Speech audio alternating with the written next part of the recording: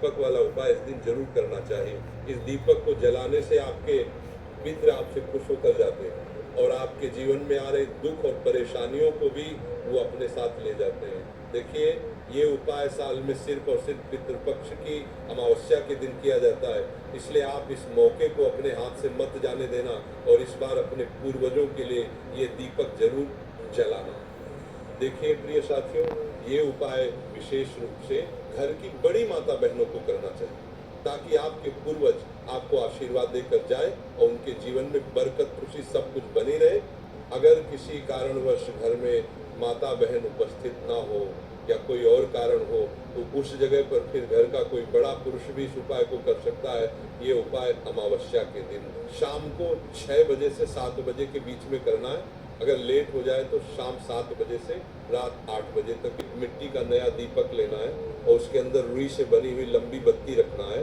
ध्यान रखें, पितरों के लिए गोल बत्ती नहीं रखी जाती, इसीलिए लंबी बत्ती बनाकर रखें और इस दीपक के अंदर शुद्ध देसी गाय का घी आपको डालना है।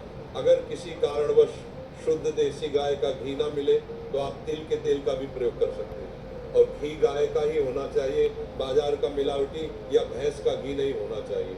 अब आपका ये दीपक तैयार हो जाता है।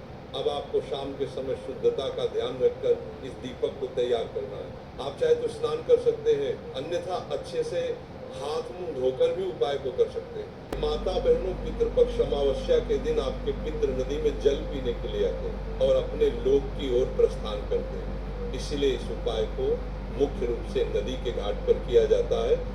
आप लोग किसी भी पवित्र नदी के घाट पर जाकर बैठ जाए और सबसे पहले वहां पर आप दक्षिण दिशा का पता करिएगा, क्योंकि महाराज ने दीपक को जला लीजिएगा। क्योंकि आपका दीपक की लंबी बत्ती है तो किसी एक साइड से जलेगी, तो आप जिस तरफ से दीपक की बत्ती को जला रहे हैं वही होना चाहिए। तो अब आप अपने इस दीपक को जला लीजिए और वही घाट पर बैठ जाइए। अब आप अपने सीधे हाथ की हथेली में इस दीपक को रखिए, दीपक की बत्ती का मुख्य दक्षिण दिशा की तरफ कर लीजिए और आंखें बंद करके अपने पूर्वजों का, पितरों का स्मरण कीजिए और उनसे अनजाने में हुई गलतियों के लिए माफी मांगे और आशीर्वाद लीजिए अपने परिवार के लिए। और वह दीपक दक्षिण बाती करके वही घाट पर जगह को साफ रख दीजिए और सीधा आप अपने घर आ जाइए। अगर किसी कारणवश आप इस दीपक को जलाने के लिए पवित्र नदी के पास न जा सके या आपके घर के पास में कोई भी नदी न हो